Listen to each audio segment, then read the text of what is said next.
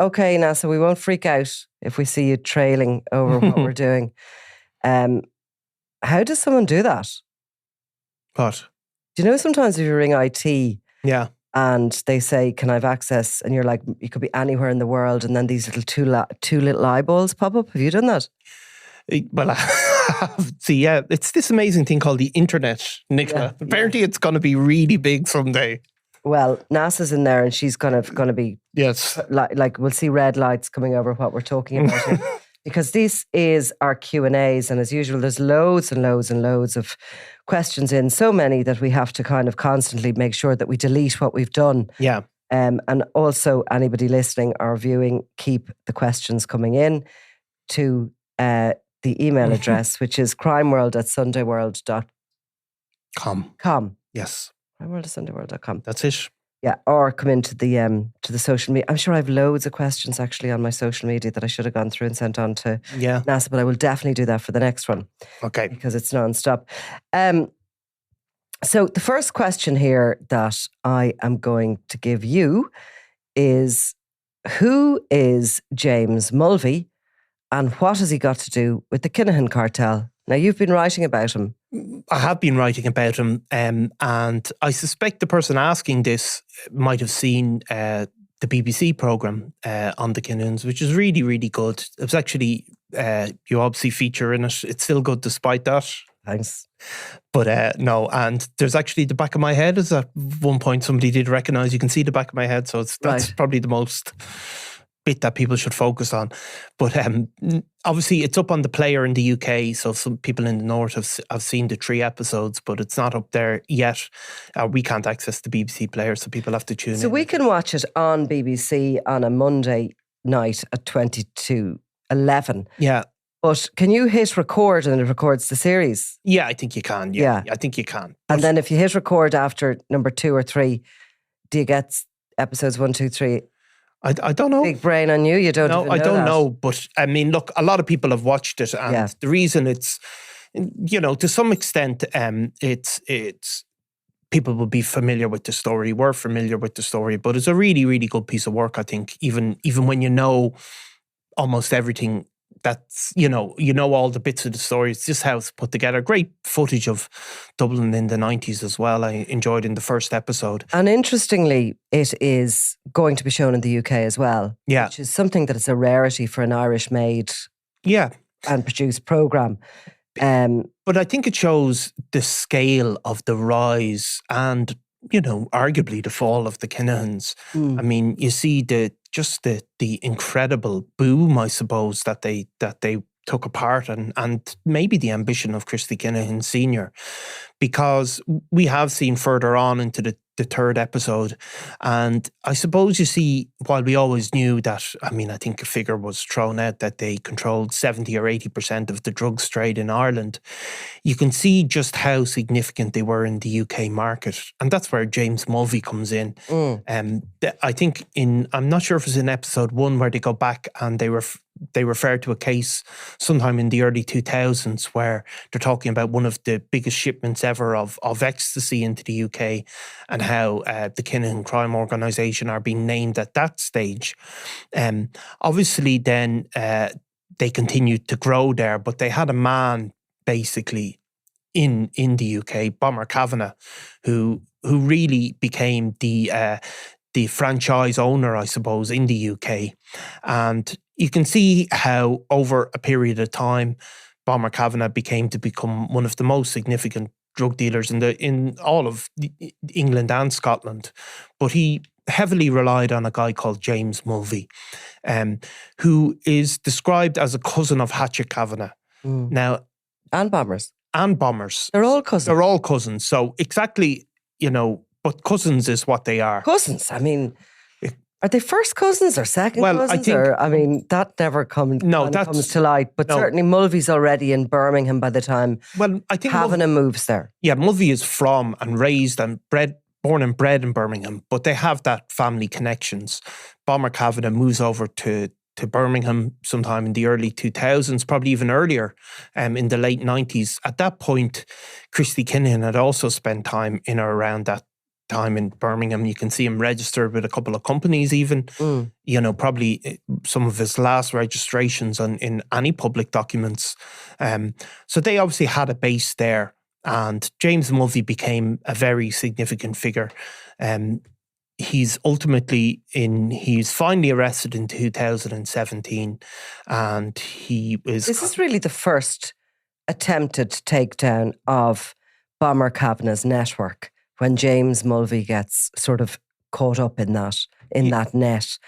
But a number of people, James Mulvey goes on the run, but they're doing exactly the same thing as Bomber's later convicted of. They're bringing in drugs in this sort of machinery which has been engineered in order to hide the drugs, so to beat the x-ray machines, etc. Yeah. They're bringing this drugs in and they're bringing the money back out that they owe to the suppliers in Belgium or wherever they're buying from in the same containers. So it's this sort of carousel system. Yeah, so I mean, there's one shipment in 2007 really sparks off this investigation, and it's in these industrial rollers. Yeah. And again, you just see how they're ahead of their time, I suppose. They treat the UK and the English market all as one. They move the drugs and the money circulate between the two countries, and at that point it's going through Eastern Europe, but ultimately originating in Spain. So Bomber Kavanagh seems to at least maybe get the drugs at that point off the Kinahans and then take charge of the logistics from that point onwards, and moves it into England and then moves it into Ireland. So Mulvey, I suppose, Mulvey presumably is grown up there. He knows all these people, and he is one step away from. He's his number two. He's his number two, but he has his own clients, I think, is how it's sort of comes out when it's in the courts, that Mulvey has his own connections, but Bombers ultimately is his boss and his supplier. Now he's an essential component of the Kinahan network all through the 2010s. He eventually goes on the run, and he's moving around Europe effectively. And I think they described him as spending something like 10,000 a week on just regular out-of-pocket expenses. Right. Because he mostly seems to stay in these 4- and 5-star hotels around Europe. Pays for them in cash, doesn't he? Pays for them in cash, changes his phone every day or ever more. And I think it's his connection. He becomes... while Bomber Kavanagh has managed to stay one step away, and we saw that in the case that he was ultimately convicted of, Bomber isn't on the phones, he isn't doing the grunt work, he isn't meeting these people, but Mulvey is effectively caught. The NCA launch a really big operation on him, and they basically effectively tail him, bug him. They have video cameras of him. They're recording his phone conversations, but they're also recording him meeting people in public. And amazing details come out when he is ultimately convicted. He's finally tracked down to Lithuania in 2017. You can see footage of that on the internet, where he's kind of big guy and he's top off, and he's arrested in this major operation, and he ultimately goes to prison. Now, I think what comes out on the BBC show is that they get access to some surveillance footage after he is brought back from Lithuania in 2017. The NCA continued to put his associates under surveillance. Yeah, so I mean, he's like Bomber Kavanagh. Mulvey is ultimately convicted of. It's just basically that period of time between 2006 and 2007. And they're talking about the value they give to the amount he smuggled of cocaine and cannabis into the UK is £68 million. Mm-hmm. So a huge amount of money in that. You're right for yes, once. I'm right for once. So that's a huge amount of money in that small period of time. But obviously, they become aware that Mulvey, while he's described as the leader of an organised crime gang, that there is somebody ahead of him. And you can hear it in the book Conversations, where he's referring to his fear of a guy he calls Glasses, which will obviously be no surprise that that's Thomas Bomber Kavanagh. But you can see in the footage obtained by the BBC that in the aftermath of Mulvey being brought back to the UK, extradited and facing these charges, that Bomber is keeping an eye on proceedings, and that they have footage of him meeting with James Mulvey's father, who's no involvement in crime, but Bomber's obviously keeping a tag on everybody. And this is in 2017. This is in 2017. And Bomber is also really heading up Daniel Kinahan's murderous campaign here in Dublin. Yeah.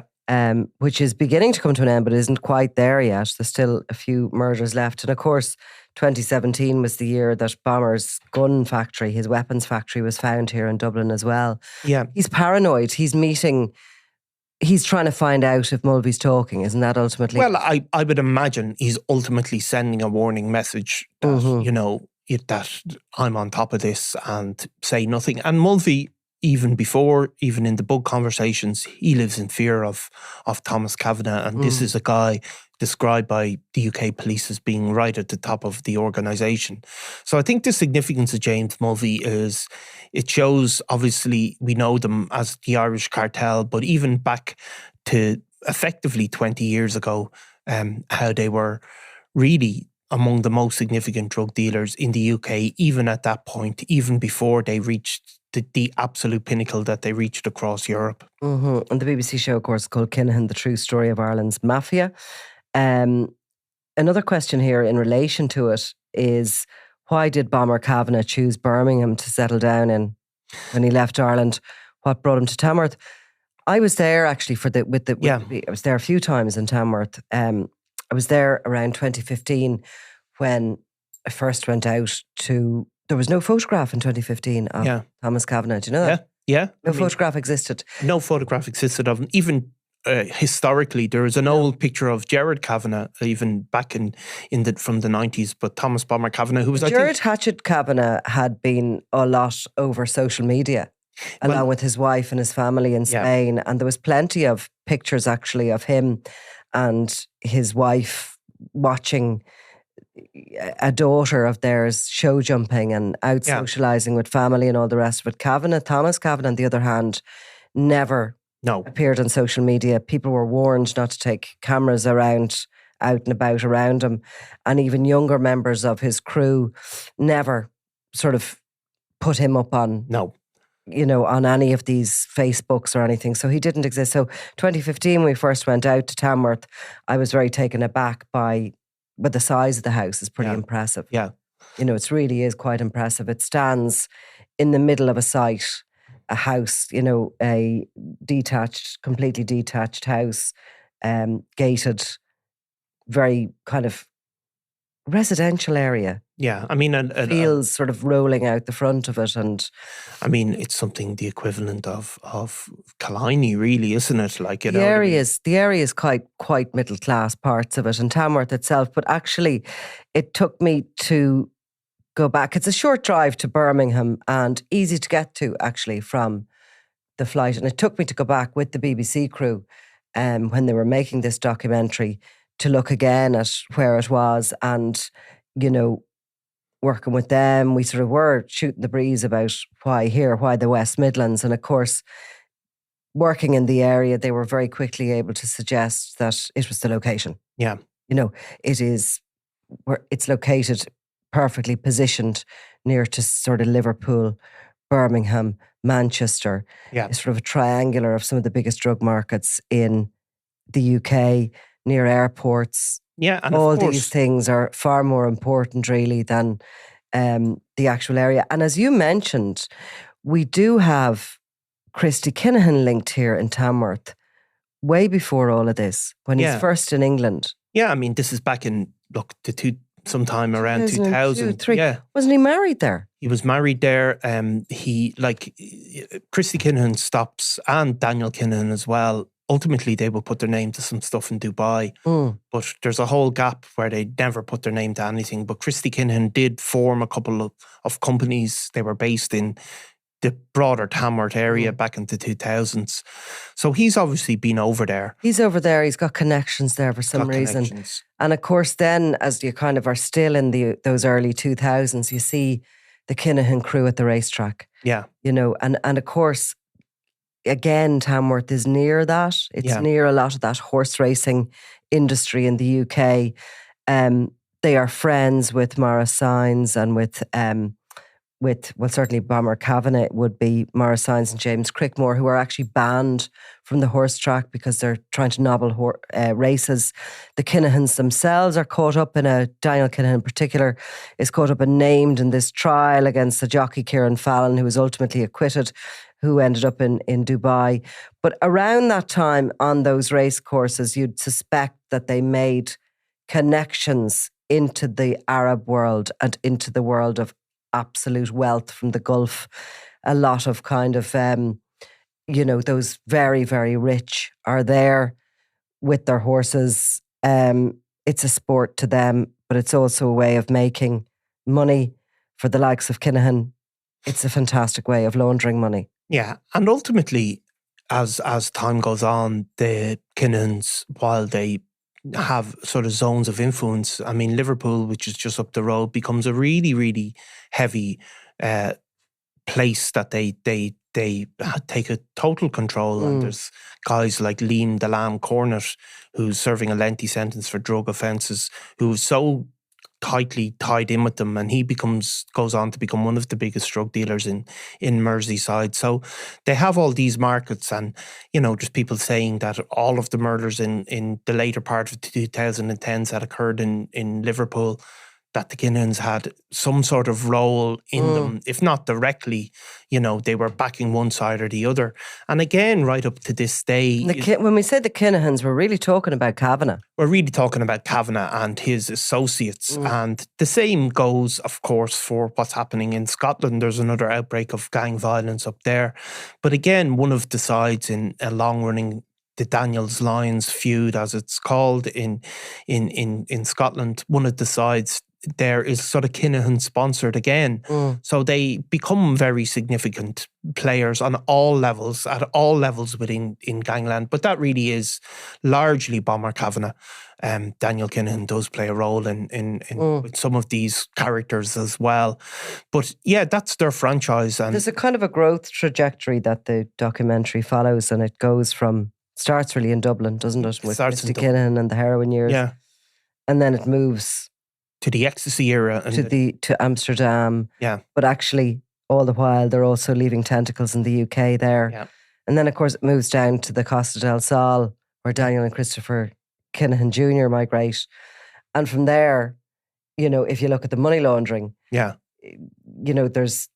it's like a spider's web going out across the world, but they physically move lock, stock and barrel then to Dubai, where, of course, we only recently heard that Christy Kinahan Sr., as opposed to no longer being anything to do with the story, he hasn't gone into retirement at all. He was trying to do deals with the Egyptian government to buy aircraft, which, land and take off from very short runways. He was also using the cover of COVID to transport drugs through Africa in air ambulances. Yeah. Very active, very much in the background, and very much still the ambitious one, who even when they got to Dubai and his son had formed a European super cartel, with ownership over a huge proportion of Europe's cocaine trade, Senior still has ambitions to go even further. He wants to own the drugs route. Yeah, and he's thinking probably another step on about the movement of money across international borders, through Asia, through other places, looking at cryptocurrency, looking at, other stocks that can be used to, I suppose, to clean this money. And his ambition is quite incredible. I wonder, will the Trump tariffs affect any of this at all? It's bound to have a little ripple effect into every part of the financial landscape. So it is bound to, in some way. Look, they will have legitimate investments as well, which they could be losing on at the moment. Yeah, is transport going too slow? Is it? Well, as it was shown with COVID, though, the drugs economy seems to bounce back quicker than the normal one. It does, and the drugs economy, they say, is the one thing that's impervious to recessions is the organised crime, and because organised crime can flourish during those times as well. Look, whatever happens with tariffs, you will see an incredible level of inventiveness from drug criminals as well that'll meet these new challenges. Moving to the other side, and somebody we just mentioned briefly in a conversation recently we had about the flashy gang, but James Mago Gateley. This has got two things to do with steps. Firstly, have you ever tried to doorstep or contact him for a chat? And secondly, why was the staircase missing from his house when the Criminal Assets Bureau moved in? Now, I missed this story, so you'll have to tell me about it. Well, we've done obviously various updates on the Mago Gateley home. It was after the Regency. Maybe explain to anybody who doesn't know that's listening who Mago Gateley is. Well, Mago Gateley was from the Sheriff Street area. He, again, like other people we've talked about, he was one of these, I suppose, wild young men who earned a very feared reputation, I suppose, around the North Inner City. Although people would also say they quite liked him on a personal level. He was a friend of Gary Hutch and of Paddy Doyle. Although they were few years older than him, he grew up with them. There's pictures we have back sometime in the early 2000s where Mago Gateley is posing with Gary Hutch and Paddy Doyle over in Spain. So he was instantly, I suppose, sponsored into that kind of high level of criminality. We also have images, for example, of him in a white-collar boxing tournament being trained by Daniel Kinahan. So he got this, through his friendships, he was brought right into the centre of the Kinahan cartel. We heard that from Eamon when we did the podcast, how when CAB were bringing the case against him, they described him as being arrested for a number of murders, including the murder of Eamon the Don Dunn. Eamon Dunn was, again, a client of the Kinahan cartel, but they took him out and he was taken out by that very tight, high end of the wing of the Kinahan cartel in Ireland. And Mago Gateley was arrested in connection with that, but not charged. But I suppose that shows you that he's right up there at that stage back then in 2010. However, when the feud breaks out, Mago Gateley 100% sides with the Hutches. I think largely as a result of his personal friendship with Gary Hutch. He feels like he's almost family there, doesn't he? He feels like he's family. So where does Mago come from? Mago comes from Sheriff Street. The name? The name, well, I've been told, and I believe it to be true, that it's his mother's name. So Gately. James Mago Gateley. Well, his mother is Mago. Right. So it's just picked up as... Or maybe there was two James Gateleys and it was to Exactly. one from the other. So, I mean, it's just like, obviously there's other names, that's just the way it goes. But it's actually a country thing, you know that? But it kind of is an Irish thing anyway. But you're named after your father or your mother or whatever to distinguish. Yeah. Like the name O'Sullivan in Kerry there's an awful lot of O'Sullivan, so they might call them the O'Sullivan Bones or the O'Sullivan this or whatever. Exactly. Same kind of thing. So... Yeah, so Mago, there's always as I've regularly heard the Indo refer to him, the backbench who wouldn't be totally knowledgeable about organised crime, and why would they be? Yeah. Have you got a picture of James Mago Gateley? Because is the spelling correct, Mago, or should it be two Gs? But either way, Mago Gateley sides with the Hutches. Mm-hmm. Now, what we've been told is that Daniel Kinahan knows that Mago Gateley is a person who has great respect around the North Inner City, while there's other people siding with the Hutches that they wouldn't rate. I suppose that we have been told that he makes some effort to, even after Gary Hutch is shot dead, to get in touch with Mago Gateley to try. He's afraid of Mago Gateley, is what I would have heard. Yeah, afraid of him, and certainly at the very least very wary of him, and knowing that this guy is a serious guy. But either way, he sticks with the Hutches. Now, when the Regency happens, obviously a number of people have come before the courts, including Paddy Hutch and Jerry Hutch. Both have been found not guilty. But certainly the Kinahan cartel blame Mago Gateley for being one of the gunmen. The gunmen, obviously, who were dressed as tactical Garda officers. Mm-hmm. He is blamed. Now, he's never been charged. None of that, but they blame him nonetheless. And I think he's named by Jonathan Dowdall during his epic epic evidence rants that was given. Yeah. Now, obviously, Jonathan Dowdall said a lot of things that weren't accepted by the court or by many other people. But Mago Gately's name is thrown around there. There's no doubt about that. So he becomes, as the feud begins, there's really three people that are right at the top of the Kinahan hit list. There's Patsy Hutch, there's Mago Gately, and there's Jerry Hutch. And Mago was right up there. Yeah. So he, in the aftermath of that, is moving around really. But he does leave the country, I think, for a period of time. But he's basically he's moving between the north. He's moving back to Dublin. I remember sometime in 2017 driving to work and seeing him going into his family home because I drive to the north inner city. So although although he might be taking some precautions, he's not like Jerry. He doesn't disappear out of view. Yeah. Like I saw him running across the street in front of me and I was thinking, Jesus. Right. So, It didn't. But, as a result, he survives a very serious assassination attempt. He does kind of go to ground because he moves up northwards. He moves to Newry. We know he's certainly there in May of 2017 when the international hitman Imre Arakas is sent to kill him. Exactly. And he obviously then ultimately survives an assassination attempt a couple of months later at a petrol station somewhere around North Dublin.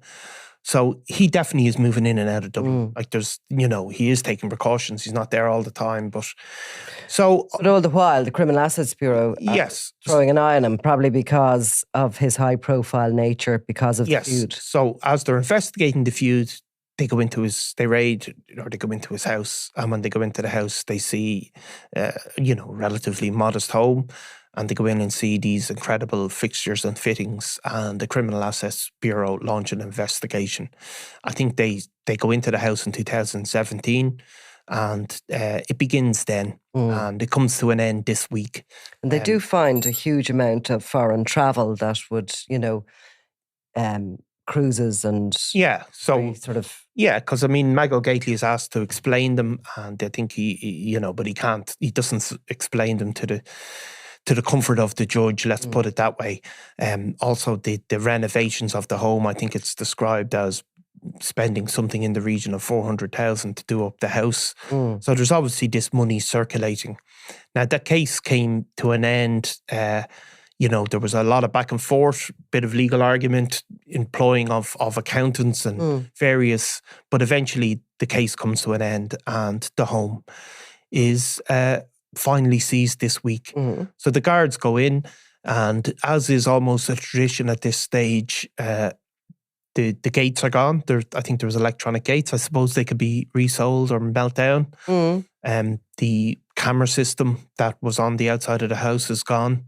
I suppose they clearly are worth something, but more unusually, the stairs is gone. And the question ultimately, we've got around to it finally. Yeah. Why is the stairs gone? I have absolutely no idea is the answer at the end of all of that. Yeah. But there must be some value in it somehow. The staircase must be worth. Would you not think, though, a staircase would have to be made bespoke to your exact level? Well, I suppose.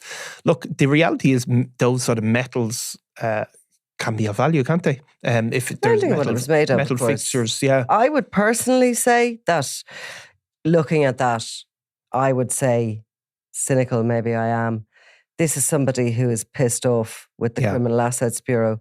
So they've decided to take what fixtures and fittings they can get. And I'd say the staircase hasn't been melted down to whatever metal or whatever it's made of. I'd say it's been fecked somewhere, because unless he's still bringing it to his new abode and hoping to jam it in, no matter what the proportions. But I have been in quite a few houses that have been seized by the Criminal Assets Bureau to find fitted kitchens are taken out, ripped out, actually. Sean McGovern's toilet, Sean McGovern took the toilet out,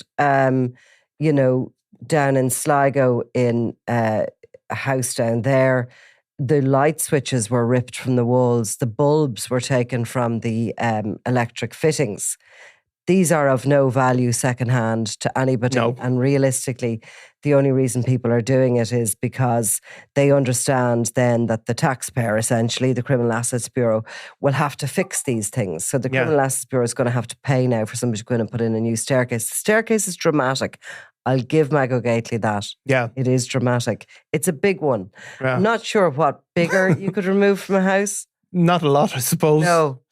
But anyway, it's almost a tradition, isn't it, to leave the house? And actually, how would you scale the wall to get up to the upstairs? But they had to bring in the ladders to get upstairs because they have to go in and secure the house. And I think there's pictures. Maybe that makes them feel better. Maybe it does. You know, maybe it does. The other bit of the question that you still haven't answered is, did you ever try to doorstep or contact Mago Gateley for a chat? No, I never did. Obviously, when he was under that level of threat, and presumably is still under, the problem sometimes with approaching criminals if they're under threat is, well, you know, if you're coming up to them, you know, they might think you're... Yeah, no, it's not a good idea to doorstep anybody whose life is under that kind for the obvious level. Yeah, for the obvious reason that people... Well, you're going to scare the life out of them, or to an extent that, not saying Mago Gateley would, but somebody might immediately try to defend themselves if they thought they were being killed. Exactly. Sometimes it's a good idea, if you're even outside somewhere in a car, trying to keep an eye, to get out of the car and to show your face, to show who you are, because it can be the best case scenario for somebody whose life is under threat, that A, you're not a hitman sent by their rivals, B, you're not the cops ready to move in. Like obviously, if I was as famous as you, you just have to be spotted. But, you know, I'm much more humble. You just get out with a signpost saying, I'm not. You know me, you know your man who sometimes appears. Yeah, but like, I mean, sorry, but we met somebody there the other day who, and I liked this. This was a step forward, who, as we're standing in a queue buying coffees or whatever we're doing, recognised your voice and not mine. And maybe she thought that her phone was on. Yeah. And similar. So you're goose now. I'm goose now. Not only can you not wear a hat, but because it's pointless, because they'll know you under the hat, but you can no longer speak. No, I'll have to. Well, I mean, it could save my bacon if people think I'm not trying to kill them. Famous by ours. This is a slightly lighter question about your career choice. Oh God. Do you wish you had chosen a different type of journalism? Crime journalism is so grim and relentless. Now, do you remember one of my first weeks as the news editor? Myself and Nicola would have been contemporaries as reporters for many years in the Sunday World. But then my sort of talents were recognised and I was promoted to being your boss. This is how many years ago was that? Yeah, but you're forgetting the fact that I was actually the investigations editor. No, but I was promoted to the news editor, which I would regard if we had a crime organisation, I would be like a sort of a bomber Kavanagh. You might have had your own little franchise. I would be over here in investigations editor with like you would be under Kinahan Jr. You sort of the money laundering end of things. Anyway, so I was in charge of the news. Anyway. I was in charge of the news, and who was getting married? Was it William? Prince William? No idea. Prince William or Prince Harry? Nice. One of them. I can't. Yeah. Okay. Yeah. And you were in on a Saturday. Yeah. And we were short-staffed. A couple of people were down with the flu or whatever. Yeah. And in my new role, I asked you to, naively asked you to do a story on this. Do you remember that? I do. I remember doing this, but I don't remember the details. So go on. So I think there's a thing called deliberate incompetence, is it? Where you asked me to do a story on a royal wedding.